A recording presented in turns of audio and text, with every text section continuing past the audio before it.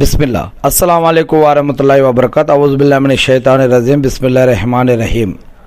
కళ్ళు మానవుడి యొక్క జీవితానికి ఈ సృష్టిలో ఈ ప్రపంచంలో ఒక దేవుని యొక్క అద్భుతమైనటువంటి సృష్టి అని ఖురాన్ మరియు హదీస్లో తెలియజేస్తూ ఉన్నాయి.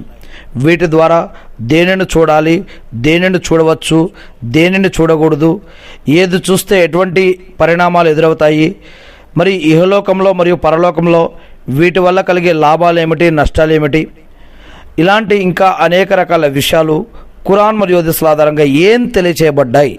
అల్లాహ్ సుబ్హానహు వ తఆలా ప్రవక్త ముహమ్మద్ సల్లల్లాహు అలైహి వసల్లం గారి ద్వారా ఈ యొక్క మానవాళికి జీవన మరియు ఆరాధన పద్ధతుల్లోనూ ఈ యొక్క చట్టం, న్యాయం, ధర్మానికి సంబంధించినటువంటి విషయాలలోనూ ఈ కళ్ళకు సంబంధించి ఖురాన్ మరియు హదీసుల ద్వారా మనకి ఏం తెలియజేస్తారో ఈనాడు మనం తెలుసుకోవడానికి ప్రయత్నిద్దాం.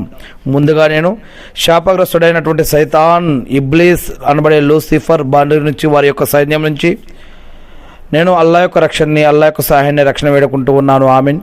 అల్లాహ్ ప్రవక్త ముహమ్మద్ సల్లల్లాహు అలైహి వసల్లం గారిపైన శాంతి సౌఖ్యాలు కురిపించండి వల్ల ఆమీన్. ముందుగా గజ్జే బసర్ లేదా గద్దే బసర్, ఇది అరబ్బీ పదం. ఇస్లాంలో దీనికి చాలా ప్రాముఖ్యత ఉంది. దీని అర్థం చూపును కిందకు ఉంచుకోవడం లేదా దృష్టిని అదుపులో ఉంచుకోవడం. కేవలం కళ్ళను కిందకు వేసుకొని నడవడం మాత్రమే కాదు, నిషిద్ధం అని చెప్పబడినటువంటి, హరాం అని చెప్పబడినటువంటి అటువంటి విషయాల వైపు చూడకుండా మన యొక్క దృష్టిని మళ్లించడం దీని యొక్క ఈ యొక్క గజ్జే బసర్ యొక్క ముఖ్య ఉద్దేశం. ఖురాన్ మరియు హదీసుల వెలుగులో ఈ యొక్క విషయం మేము చూసినట్లయితే కనుక అల్లాహ్ సుబ్హానహు వ తఆలా పురుషులకు మరియు స్త్రీలకు కూడా ఇద్దరికీ వేరువేరుగా ఆదేశాలు ఇచ్చాడు ఈ యొక్క కంటి గురించి మరియు చూపు గురించి. ఖురాన్లో 30వ అధ్యాయం 31వ వాక్యంలో కూడా మీరు చూడవచ్చు, ఖురాన్లో సూరా అన్నూర్లో కూడా. ఇకపోతే ఖురాన్లో 24వ అధ్యాయం 30వ వాక్యంలో పురుషుల గురించి, 31వ వాక్యంలో స్త్రీల గురించి. ఖురాన్లో 24వ అధ్యాయంలో అల్లాహ్ సుబ్హానహు వ తఆలా తెలియజేశాడు ముందుగా పురుషుల గురించి. విశ్వాసులైనటువంటి పురుషులతో ఈ విధంగా చెప్పు, వారు తమ యొక్క చూపులను అదుపులో ఉంచుకోవాలి అని, తమ యొక్క గుప్తాంగాలను, మర్మాంగాలను కాపాడుకోవాలని, ఇది వారికి ఎంతో పవిత్రమైనది అని వారికి చెప్పు. తర్వాత 24వ సూరా 31వ వాక్యంలో ఖురాన్లో విశ్వాసులైన స్త్రీలతో, ఆడవారితో కూడా చెప్పు, వారు తమ యొక్క చూపులను అదుపులో ఉంచుకోవాలి అని, తమ యొక్క గుప్తాంగాలను, రహస్య అవయవాలను కాపాడుకోవాలని నీవు వారికి చెప్పు. చూపులను ఎలా కాపాడుకోవాలి, అదేవిధంగా మర్మాంగ అవయవాలు, గుప్తాంగ అవయవాలు ఎవరి నుంచి, ఎప్పుడు, ఎక్కడ, ఎలా కాపాడుకోవాలి, ఎవరు మనల్ని టచ్ చేయవచ్చు, ఎవరు మనల్ని టచ్ చేయకూడదు, మనం ఎవరిని టచ్ చేయవచ్చు, మనం ఎవరిని టచ్ చేయకూడదో ఖురాన్ మరియు హదీసులు వివరంగా చెప్తూ ఉన్నాయి.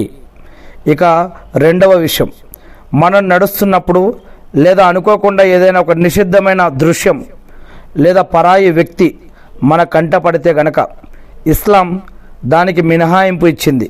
కానీ కావాలని రెండోసారి చూడటాన్ని నిషేధించింది. మొదటి చూపు మనది, రెండవసారి చూపు సైతానిది అని చెప్పడం జరుగుతుంది. ప్రవక్త ముహమ్మద్ సల్లల్లాహు అలైహి వసల్లం గారు అలీ రజియల్లాహు గారితో చెప్పినటువంటి ఈ యొక్క హదీస్, ఓ అలీ రజియల్లాహు గారు, ఒక చూపు తర్వాత మరో చూపు వెయ్యకు, మొదటి చూపు నీకు క్షమించబడుతుంది, ఎందుకంటే అది అనుకోకుండా జరిగింది, కానీ రెండో చూపుకు నీకు హక్కు ఉంది అని ప్రవక్త ముహమ్మద్ సల్లల్లాహు అలైహి వసల్లం గారు చెప్పారు అని తిర్మిజీ హదీస్లో చెప్పడం జరిగింది. ఇకపోతే ఈ యొక్క చూపుకు సంబంధించి గజ్జే బసర్ పరిధిలోకి ఏమేమి వస్తాయి అంటే కనుక, మనం ఈనాడు అనేక రకాల టీవీలో కానీ, మొబైల్లో కానీ, బయట ప్రపంచంలో కానీ, ఇంట్లో కానీ, ఆఫీస్లో కానీ, జాబుల్లో కానీ, బయట రోడ్డు మీద కానీ ఎక్కడెక్కడో జీవిస్తూ ఉంటాం, ఎక్కడెక్కడో ప్రయాణిస్తూ ఉంటాం, ఎవరెవరితోటో కలుస్తూ ఉంటాం. ఈ రోజుల్లో మనం మన యొక్క కంటిని ఎలా రక్షించుకోవాలి, మనం కంటితో ఏం చూడొచ్చు, ఏం చూడకూడదో ఖురాన్ మరియు హదీసుల ఆధారంగా కనుక పరిశీలించినట్లయితే, ఈ రోజుల్లో గజ్జే బసర్ అనేది కేవలం సమాజంలో తిరిగేటప్పుడు మాత్రమే కాకుండా డిజిటల్ సోషల్ మీడియాలో కూడా చాలా ముఖ్యం. ఉదాహరణకి సోషల్ మీడియాలో, ఇంటర్నెట్లో, ఫోన్లో కానీ లేదా ల్యాప్టాపుల్లో కానీ ఇంకా ట్యాబుల్లో కానీ టీవీల్లో కానీ వెబ్ సిరీసుల్లో కానీ ఇంకా సినిమాల్లో కానీ ఇంకా ఇతరత్ర ఏ ఆధారాలు మన కంటి దాకా వస్తూ ఉంటాయో వాటిల్లో వచ్చే అశ్లీల చిత్రాలు, ఫోటోలు, వీడియోలు, నగ్నంగా అర్ధనగ్నంగా ఉండేటటువంటి వీడియోలు, ఫోటోలు, బొమ్మలు లేదా రీల్స్, ఇవి కూడా చూడటం, వీటి నుంచి తప్పించుకోవడం మనకి ఎంతో అవసరం. మొదటి చూపు మనది, రెండవ చూపు సైతాన్ది అవుతుంది అని ఎందుకు చెప్పడం జరిగింది ఇస్లాంలో? ఒక్కసారి ఆలోచించండి. అదేవిధంగా ఇతరుల ఇళ్లల్లోకి తొంగి చూడకుండా ఉండటం, అదేవిధంగా వారి యొక్క వ్యక్తిగత సొంత పర్సనల్ విషయాలపై నిఘా పెట్టకుండా ఉండటం కూడా ఇస్లాంలో చాలా నొక్కి ఒక్కని చెప్పబడ్డటువంటి విషయం. ఇతరుల ఇళ్లల్లోకి తొంగి చూడకూడదు అని, ఇతరుల పర్సనల్ వ్యక్తిగత విషయాలలోకి మనం వేలు పెట్టకూడదు అని చెప్పడం జరిగింది. ఇక మూడవ విషయం, పరాయి పురుషులు లేదా పరాయి స్త్రీలు వారిని ఆకర్షణతో కూడిన చూపులతో పరాయి వ్యక్తులను చూడకుండా ఉండాలి అని. అది ఆడవారైనా సరే మగవారైనా సరే మనం ఎలా నడవాలి, ఎలా కూర్చోవాలి, ఎలా లేవాలి, ఎలా పరదా పాటించాలి, ఎలా గడ్డం కానీ లేకపోతే అదేవిధంగా మన వస్త్రధారణే కాదు మన కంటి యొక్క చూపు కూడా ఎలా ఉండాలో ఖురాన్ మరియు హదీసుల్లో చెప్పడం జరిగింది. ఒక భార్య భర్తను కాకుండా ఇతరులతోటి ఆకర్షించే చూపులతో చూడకూడదు అని చెప్పడం జరిగింది. మనం అందం అనే అలంకరణ ఏదైతే ఉందో ఇది ఇతరులను ఆకర్షించే విధంగా కామపు కోరికలకు దారి తీయకూడదు. మన మూలంగా సమాజం కూడా నాశనం కాకూడదు, సమాజం మూలంగా మనం కూడా నాశనం కాకూడదు. మీరు సమాజంలో కల్లోలాలని రేకెత్తించకండి అని ఖురాన్లో అనేక చోట్ల ఈ యొక్క విషయం చెప్పడం జరిగింది. ఇక దీనివల్ల ఈ యొక్క గజ్జే బసర్ వల్ల కలిగే ఆధ్యాత్మిక లాభాలు ఏమిటి, మన యొక్క కంటి చూపుని కంట్రోల్లో పెట్టుకోవడం వల్ల కలిగే లాభాలు ఏమిటి? ఇస్లామీయ పండితుల ప్రకారం చూపును అదుపులో ఉంచుకోవడం వల్ల 3 రకాల గొప్ప లాభాలు ఉన్నాయని చెబుతూ ఉన్నారు. ఒకటి, ఇమాన్ అంటే విశ్వాసం పటిష్టమవుతుంది, విశ్వాసం యొక్క తీపి అనేది మనకు తెలుస్తుంది. రెండవది, హృదయానికి ప్రశాంతత ఏర్పడుతుంది. మూడవది, మన యొక్క ముఖంలో కానీ మన యొక్క వర్చస్సులో కానీ కాంతి అనేది లభిస్తుంది అని ఇస్లాంలో తెలియజేయడం జరుగుతుంది. అల్లా పట్ల భయం, భక్తి, గౌరవ, మర్యాదతోటి అల్లా కోసం మనసుకు నచ్చిన కూడా ఏదైతే మనకి హరామని చెప్పబడిందో, నిషేధించబడిందో అటువంటి ప్రపంచంలోని వాటిని చూడకుండా మానేసినప్పుడు అల్లాహ్ మన హృదయంలో ఒక అద్భుతమైన ఆధ్యాత్మిక ఆనందాన్ని నింపుతాడు అని, చెడు విషయాలను చూడకపోవడం వల్ల మనసు ఆందోళనలకు, తప్పుడు కోరికలకు లోని కాకుండా ప్రశాంతంగా ఉంటుంది అని, ఎవరైతే తమ యొక్క కళ్ళను పాపాల నుండి కాపాడుకుంటారో అల్లా వారి ముఖాలలో ఒక ప్రత్యేకమైన గాంభీర్యాన్ని, కాంతిని ప్రసాదిస్తాడు అని ఇస్లాం తెలియజేస్తుంది. క్లుప్తంగా చెప్పాలంటే గజ్జే బసర్ అనేది హృదయాన్ని పాపాల నుండి కాపాడుకోవడానికి కంటికి వేసే ఒక రక్షణ కవచం వంటిది. ఈ యొక్క కంటి చూపు వల్ల ఇహలోకంలో కానీ పరలోకంలో కానీ మనకు కలిగే లాభ నష్టాలు ఏమైనా ఉన్నాయా అని కనుక మనం పరిశీలించినట్లయితే కనుక ఖురాన్ మరియు హదీసుల ఆధారంగా ఇస్లాం ప్రకారం చూసినట్లయితే కనుక ఇస్లాం ధర్మంలో చెడు చూపు అంటే నిషిద్ధమైన వాటిని చూడటం మరియు అసూయతో కూడిన దృష్టి, నజర్, రెండిటి వల్ల కూడా ఇహలోకంలోనూ పరలోకంలో కూడా తీవ్రమైన నష్టాలు జరుగుతాయి అని ఖురాన్ మరియు హదీసులు హెచ్చరిస్తూ ఉన్నాయి. అల్లాహ్ సుబ్హానహు వ తఆలా ఖురాన్ ద్వారాను మరియు చివరి ప్రవక్త అయినటువంటి ముహమ్మద్ సల్లల్లాహు అలైహి వసల్లం గారి ద్వారాను ఈ యొక్క విషయాలు మానవాళికి జీవన పద్ధతులన్నీ, ఆరాధన పద్ధతులు కూడా తెలియజేస్తూ ఉన్నాడు. మరి ఇటువంటి నష్టాల నుండి ఈ 2 రకాలుగా అర్థం చేసుకునేటటువంటి నష్టాలు ఏమిటంటే, హరాం చూపుల వల్ల కలిగే నష్టం ఒకటి, అసూయతో కూడిన చెడు దృష్టి అంటే నజర్ వల్ల కలిగే నష్టం ఒకటి. హరాం చూపు అంటే ఏమిటి, నజర్ అంటే దిష్టి పెట్టేటటువంటి, అసూయ పెట్టేటటువంటి చూపు ఏంటి, ఈ 2 ఒక్కసారి మనం ఆలోచించుకోవాలి. ఇక నిషిద్ధమైన హరాం చూపు వల్ల కలిగే నష్టాలు ఏంటి? ఎవరైతే తమ యొక్క చూపులను అదుపులో ఉంచుకోకుండా, గజ్జే బసర్ చేయకుండా అశ్లీలతను లేదా పరాయి వ్యక్తులను ఎవరైతే ఈ యొక్క చెడు చూపులతో చూస్తారో వారికి జరిగే నష్టాల గురించి హృదయం అంధకారమైపోతుంది, ఆరాధనలో ఏకాగ్రత లోపిస్తుంది, నిరంతరం అసంతృప్తితో ఉంటారు. ఇటువంటి ఆలోచన పెద్ద పాపాలకు దారితీస్తుంది. ప్రవక్త ముహమ్మద్ సల్లం గారు ఏమన్నారంటే, చూపు అనేది సైతాన్ యొక్క విషపూరితమైన బాణాలలో ఒకటి. తబరానీలో చెప్పడం జరిగింది. ఈ యొక్క విషపూరితమైనటువంటి చూపు గుండెకు తగిలినప్పుడు ఆధ్యాత్మిక కాంతి అంటే నూరు పోయి హృదయం చీకటిగా మారే అవకాశం ఉంటుంది. చెడు దృశ్యాలు మనస్సులో నిలిచిపోవడం వల్ల నమాజ్ మరియు ఇతర ఇబాదతుల్లో దైవ ధ్యానం కుదరదు. విశ్వాసం, ఈమాన్ యొక్క మాధుర్యాన్ని మనిషి కోల్పోతాడు. మనిషి ఇఖ్లాస్ తోటి, ఇహ్సాన్ తోటి ఆరాధన చేయలేడు.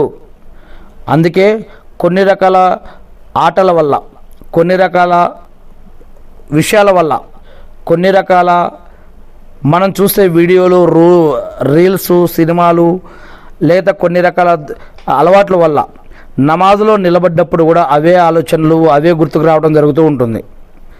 అందుకే ఇస్లాం ముందే చెప్తుంది, ఇస్లాం మీరు ఎటువంటి వాటి నుంచి దూరంగా ఉండాలి, ఎలా ఉండకూడదని. ఖురాన్లో 107వ సూరా చూడండి. ఎవరైతే ఏకాగ్రతతో నమాజు చేయలేదో వారి నమాజు ఏమవుతుందో ఖురాన్లో 107వ సూరాలో చెప్పడం జరిగింది.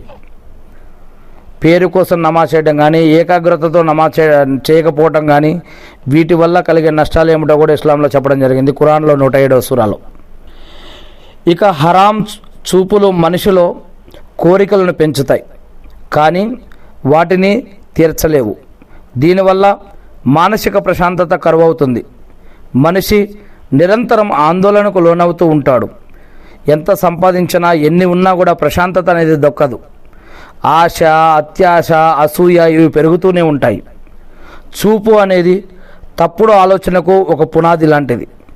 ఇది వ్యభిచారం, జినా వంటి పెద్ద సామాజిక, నైతిక నేరాలకు కూడా దారితీస్తుంది. అందుకే ముందుగా మన యొక్క చూపుని, మన యొక్క ఆలోచనలని కంట్రోల్లో పెట్టుకోవాలని ఖురాన్ మరియు హదీస్లో తెలియజేస్తూ ఉన్నాయి. మరి అయినా సరే వినకుండా మనం ఇలానే తప్పు గనక చేస్తే మరి పరలోకంలో కూడా నష్టాలు ఉన్నాయి, ఈ లోకంలో కూడా నష్టాలు ఉన్నాయి. పరలోకంలో అల్లా ఆగ్రహం మరియు శిక్ష, మరియు మన కళ్ళు అల్లా వద్ద సాక్ష్యం చెప్తాయి, మరియు నరకాగ్ని కూడా ఉంటుంది. అల్లా ఆదేశాన్ని ఉల్లంఘించి కంటి దొంగ చూపులు చూడటం వల్ల ప్రళయ దినాన అల్లా విచారణను ఎదుర్కోవాల్సి వస్తుంది. దేవుడు మనం బ్రతికి ఉన్నప్పుడు, ఈ లోకంలో జీవించి ఉన్నప్పుడు మనం చేసిన మంచి, చెడు, పాపం, పుణ్యం, హరాం, హలాల్ జీవితాన్ని బట్టి, మన యొక్క కర్మలను బట్టి, మళ్ళీ మరణించిన ప్రతి ఒక్కరిని ప్రళయ దినం తర్వాత, తీర్పు దినం, జడ్జిమెంట్ డే తర్వాత మళ్ళా అందరినీ లేపి ఆయన మన యొక్క కర్మలను బట్టి తీర్పు ఇచ్చి స్వర్గమా లేదా నరకమా ఇచ్చే రోజు మన కళ్ళు సాక్ష్యం ఇస్తాయని చెప్పడం జరుగుతుంది. మన కళ్ళు మనకు వ్యతిరేకంగా ఆ రోజు సాక్ష్యం చెప్తాయి. ఖురాన్లో 36వ అధ్యాయం 65వ వాక్యం, ఈరోజు మేము వారి కళ్ళకు, వారి యొక్క నోళ్లకు ముద్ర వేసేస్తాము, వారి అవయవాలు సాక్ష్యం చెప్తాయి అని ఖురాన్లో 36వ అధ్యాయం 65వ వాక్యంలో చెప్పడం జరుగుతుంది. ఏ కళ్ళైతే హరాం పనుల వైపు చూస్తాయో అవి పరలోకంలో అవమానానికి మరియు నరక శిక్షకు గురయ్యే ప్రమాదం ఉందని ఇస్లాం చెప్తూ ఉంది. అందుకే మనం బ్రతికి ఉండగానే ఎలా బ్రతకాలో, ఎలా జీవించాలో ఖురాన్ మరియు హదీసులు తెలియజేస్తూ ఉన్నాయి.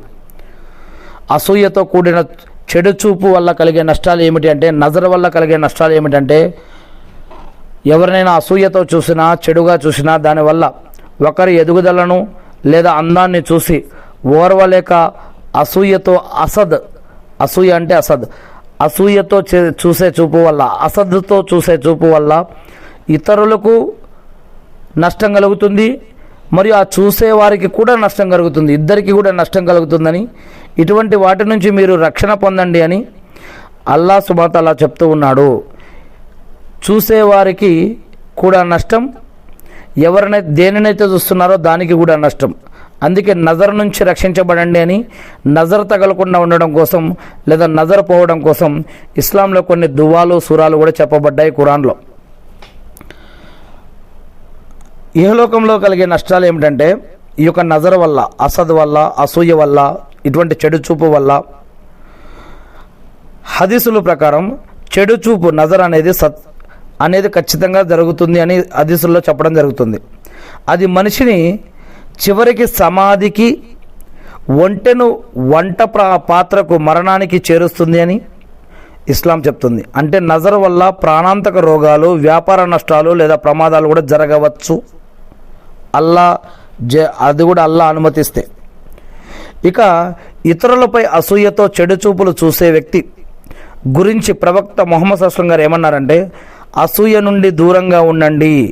ఎందుకంటే మంట కట్టెలను ఎలాగైతే కాల్చివేస్తుందో, నిప్పు కర్రలను కట్టెలను ఎలాగైతే కాల్చివేస్తుందో, అసూయ, అసద్ అనేది మనిషి యొక్క పుణ్యాలను అలాగే కాల్చివేస్తుంది. ఈ యొక్క హదీస్ అబూ దావూద్ అనే హదీస్ గ్రంథంలో ఉంది. మన ఇతరుల పట్ల అసూయగా, అసద్గా ఉంటే గనక మన పుణ్యాలు కూడా అలానే కాలిపోతాయని చెప్పడం జరిగింది. అందుకే దేవుడు ఇతరులకు ఇచ్చిన సంపాదన మీద మనం ఆశగా, ఆబగా చూడకూడదు. దేవుడు ఒకరికి ఇచ్చి ఒకరికి తీసుకొని, ఒకరికి ఇవ్వకుండా ఒకరికి ఇచ్చి తీసుకొని, ఇలా సంపాదన, ఆస్తిపాస్తులు, భార్య పిల్లలు, భర్త, లేదా అనేక రకాలుగా అందచందాలు, అధికారము, ఇలా అనేక రకాల విషయాల్లో ఆయన అనేక రకాలుగా పరీక్షిస్తూ ఉంటాడు. ఆయన ఇచ్చిన వారిని కొంతమందికి ఇచ్చి పరీక్షిస్తాడు, కొంతమందికి ఇవ్వకుండా పరీక్షిస్తాడు, కొంతమందికి ఇచ్చి తీసుకుని పరీక్షిస్తాడు, కొంతమందికి తీసుకుని పరీక్షిస్తాడు. అందుకే ఇతరులకు ప్రసాదించిన దాని మీద మనం అసూయ పెట్టుకోకూడదు. అది వారికి లభించే దేవుని యొక్క పరీక్ష. మనం అసూయ పడకూడదని ఇస్లాం చెప్తూ ఉంది. ఇక పరలోకంలో కలిగే నష్టాలు ఏమిటంటే,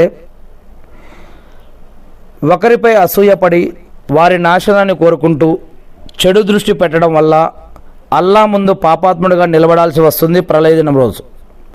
ఇక రెండవది, అల్లా దగ్గర తారీతరంగా నిలబడాల్సి వస్తుంది. అల్లాకు జవాబిచ్చుకోవాలి ఇటువంటి అభిప్రాయం, ఇటువంటి చెడు ఆలోచనలు మనం కలిగి ఉన్నందుకు. రెండవది, సోదర భావానికి విఘాతం. అంటే ఇస్లాంలో ఒక ముస్లిం మరో ముస్లింకి, ఒక విశ్వాసి ఇంకో విశ్వాసకి మేలు కోరాలి. దానికి భిన్నంగా, వ్యతిరేకంగా చెడు చూపు చూడటం వల్ల ఇస్లామీయ పరిధిలోని హక్కులను ఉల్లంఘించినట్లవుతుంది. దీనికి మరి పరలోకంలో కూడా శిక్ష ఉంటుంది. ఒక విశ్వాసపై ఇంకొక విశ్వాసకి, ఒక ముస్లింపై ఇంకొక ముస్లింకి, ఒక మనిషిపై ఇంకొక మనిషికి, అదేవిధంగా ఇరుగు పొరుగు వారి యొక్క హక్కులు కూడా అనేకం సృష్టిలో చెప్పబడ్డాయి ప్రపంచంలో. వీటన్నిటినీ విఘాతం కలిగించినందుకు గాను దేవుడు ముందు మనం నిలబడి ఆ హక్కులను ఉల్లంఘించినందుకు తగిన శిక్షలు అనుభవించవలసి ఉంటుంది పరలోకంలో. మరి కంటిని పాపాల నుంచి కాపాడుకోవటం ఇహలోకంలో, పరలోకంలో విజయానికి ఒక మార్గం. ఈ విధంగా కాపాడుకుంటే చెడు చూపుల నుంచి మనల్ని మనం రక్షించుకోవడానికి నిరంతరం అస్తగ్ఫిరుల్లా అంటే అల్లా నన్ను క్షమించు అని వేడుకుంటూ, చెడు దృష్టి అంటే నజర్ నుంచి రక్షణ కోసం సూరా ఫలక్, సూరా నాస్ ఇవి చదువుకుంటూ ఉండాలి. ఖురాన్లో చివరి 2 సూరాలు ఇవన్నీ కూడా ఖురాన్ మరియు హదీసులో చెప్పబడ్డటువంటి విషయాలు. ఇప్పటిదాకా మనం చదువుకుంటున్న ఈ యొక్క విషయాలన్నీ కూడా. ఇక చెడు చూపుల నుంచి సహబాలు ఎలా జాగ్రత్త పడేవారో తెలుసా? సహబాలు అంటే ఎవరు? దేవుని యొక్క చివరి ప్రవక్త ముహమ్మద్ సల్లల్లాహు అలైహి వసల్లం గారి యొక్క ఆయనను చూసిన వారు, ఆయనతో విన్నవారు, ఆయనతో మాట్లాడిన వారు, ఆయనతో సహవాసం చేసిన వారు, ఆయన శిష్యులు ఎవరైతే ఉన్నారో వారిని సహబాలు అని అంటాం. దేవుడి పట్ల భయం, భక్తి, గౌరవ మర్యాదతోటి, తక్వాతోటి ప్రవక్త ముహమ్మద్ సల్లల్లాహు అలైహి వసల్లం గారితో ఉన్నటువంటి ఉత్తమమైనటువంటి సమాజం వారు సహబాలు అంటే. వారు తమ చూపులను కాపాడుకోవడానికి మరియు ఇతరుల యొక్క చెడు చూపు నుంచి, నజర్ నుంచి కూడా తమను తాము రక్షించుకోవడానికి చాలా కఠినంగా జాగ్రత్తలు తీసుకునేవారు. దీనికి సంబంధించిన కొన్ని ప్రముఖ ఉదాహరణలు మనం ఒక 4-5 ఎగ్జాంపుల్స్ ఇన్షాల్లా చూడడానికి ప్రయత్నిద్దాం. అనుకోకుండా పరాయి స్త్రీలపై చూపు పడినప్పుడు సహబాలు క్షణం కూడా ఆలస్యం చేయకుండా చూపు తిప్పుకునేవారు. ఉదాహరణకి జరీర్ బిన్ అబ్దుల్లా రజియల్లాహు అన్హు గారి ఉదాహరణ. ఆయన ప్రవక్త గారిని అనుకోకుండా ప్రవక్త ముహమ్మద్ అస్లం గారిని అనుకోకుండా పడే చూపు అంటే సడన్ గ్లాన్స్ గురించి అడిగినప్పుడు ప్రవక్త గారు వెంటనే చూపు తిప్పుకో అని చెప్పారు. అంటే సహాబాలు ఈ ఆదేశాన్ని ఎంత ఖచ్చితంగా పాటించేవారంటే మళ్ళీ ఆ వైపు ఇంకొకసారి కన్నెత్తి కూడా చూసేవారు కాదు. రెండవది ఫజల్ బిన్ అబ్బాస్ రజల్లా గారి ఉదాహరణ. హజ్ యాత్ర విదాయ హజ్ సమయంలో ఒక అందమైనటువంటి మహిళ ప్రవక్త ముహమ్మద్ అస్లం గారిని ఒక ప్రశ్న అడగడానికి వచ్చింది. ప్రవక్త ముహమ్మద్ అస్లం గారి వెనుక కూర్చున్న యువ సహాబీ ఫజల్ బిన్ అబ్బాస్ రజల్లా గారు ఆమె వైపు చూడడం గమనించిన ప్రవక్త ముహమ్మద్ సల్లల్లాహు అలైహి వసల్లం గారు తన చేతితోటి ఫజల్ ముఖాన్ని పక్కకు తిప్పేశారు. ఫజల్ రజల్లా గారు కూడా వెంటనే తన తప్పు తెలుసుకుని చూపును అదుపు చేసుకున్నారు.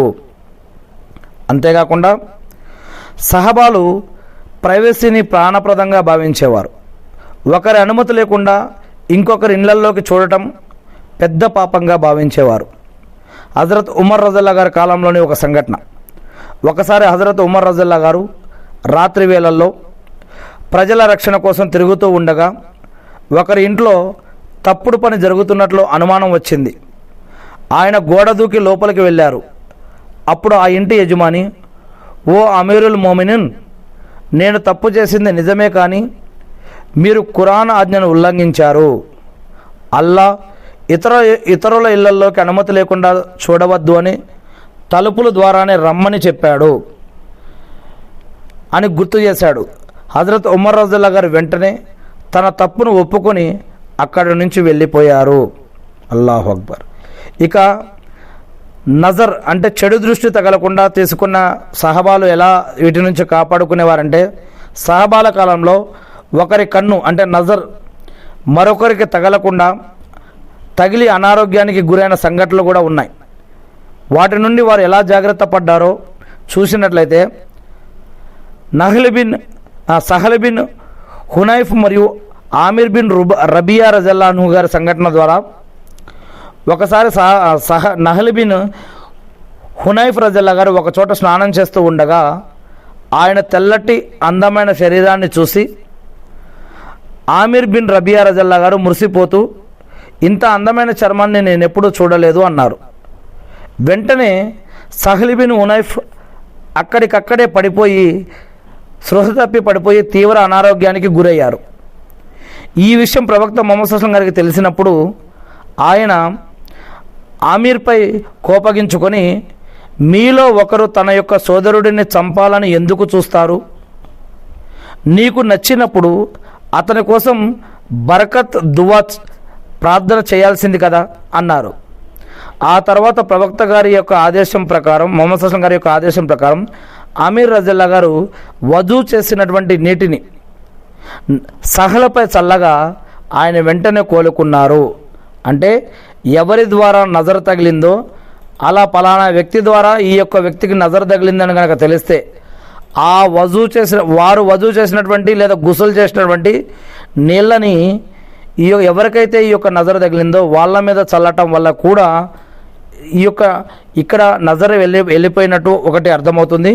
మరియు ఖురాన్లోని కొన్ని సూరాలు లేదా ప్రవక్త ముహమ్మద్ సల్లల్లాహు అలైహి వసల్లం గారు చెప్పిన కొన్ని దువాల ద్వారా కూడా నజర్ నుంచి రక్షణ పొందే కొన్ని ఇస్లామిక్ పద్ధతులు చెప్పబడ్డాయి. దీని తర్వాత సహాబాలు ఎవరైనా సరే అందంగా లేదా ఆరోగ్యంగా చూస్తే వెంటనే వారు మాషా అల్లా, తబారకల్లా అని ఈ విధంగా ఒకరిని ఒకరు దీవించుకునేవారు.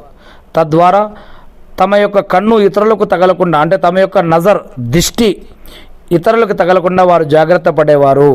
మనం కూడా ఈ యొక్క ప్రపంచంలో ఏదైనా ఒక వ్యక్తిని కానీ, ఒక వస్తువుని కానీ, ఒక ప్రాంతాన్ని కానీ, ఇంకేదైనా ఒక అద్భుతమైన మంచి విషయాన్ని ఏదైనా చూసినా, విన్నా, తెలిసినా మరి మనం కూడా ఎంపటినే మాషా అల్లా, తబారకల్లా, సుబహాన్ అల్లా, అల్హమ్దులిల్లా, అల్లాహు అక్బర్ ఇలాంటి పదాలు వాడాలి.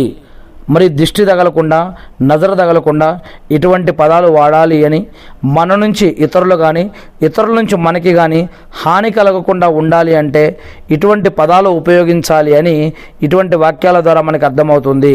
మాషా అల్లా, తబారకల్లా, సుబహానల్లా, అల్హమ్దులిల్లా, అల్లాహు అక్బర్, ఇటువంటివి ఏవైనా పదాలు. ఇక పిల్లలకి కూడా నజర్ తగులుతుందా? హజరత్ ఉస్మాన్ రజల్లా గారు ఉదాహరణ. హజరత్ ఉస్మాన్ రజల్లా గారు ఒకసారి ఒక అందమైన చిన్న బాలుడిని చూశారు. ఆ అబ్బాయికి ఇతరుల యొక్క దృష్టి తగలకుండా ఉండడం కోసం ఆయన ఆ అబ్బాయి యొక్క తల్లిదండ్రులతో ఈ బాబు గడ్డం కింద అంటే చిన్ పైన నల్లటి చుక్క దిష్టి చుక్క పెట్టండి, తద్వారా ప్రజలు చెడు చూపును నేరుగా అతని ముఖంపై పడకుండా ఉంటుందని చెప్పారు అని ఇటువంటి ఒక హదీస్ చెప్తూ ఉన్నారు. కానీ ఇటువంటి ఒక హదీస్ ఏదైతే ఉందో దీనికి ఎటువంటి ఆధారాలు లేవు. కానీ ఎవరికైనా మనకి దిష్టి తగులుతుంది అని అనిపించినప్పుడు కేవలం ఖురాను సూరాలు దువాలు చదివేది ఏదైతే ఉందో ఇది మాత్రమే ఇస్లాంలో చెప్పడం జరుగుతూ ఉంది. ఇటువంటి వాటికే ఆధారాలు ఉన్నాయి. ఇటువంటి చుక్కలు కానీ నల్లపూసలు కానీ వేరే తాడులు కట్టడం కానీ వేరే దారాలు కట్టడం కానీ వేరే రాయిలు కట్టడం కానీ ఇంటికి కానీ ఒంటికి కానీ ఏవి కట్టుకునేవి ఇస్లాంలో చెప్పినట్టుగా ఎక్కడ ఎటువంటి ఆధారాలు మనకి దొరకవు. అందుకే మనం ఏదైనా హదీస్ విన్నా చూసినా చదివినా అది సరైనదా కాదా అని మనం పరిశీలించాలి. ప్రవక్త గారు కానీ సహబాలు కానీ వారి యొక్క పిల్లలకి కానీ ఎవరికైనా దిష్టి తగలకుండా ఉండడం కోసం ఖురాన్లో ఉన్నటువంటి సూరాలు కానీ లేదా కొన్ని రకాల దువాలు ప్రార్థనలు కానీ చేసి వారిపైన ఊదేవారు. అంతేగాని ఈ యొక్క చుక్కలు కానీ దారాలు కానీ కట్టినట్టు ఎక్కడ ఎటువంటి ఆధారాలు లేవు.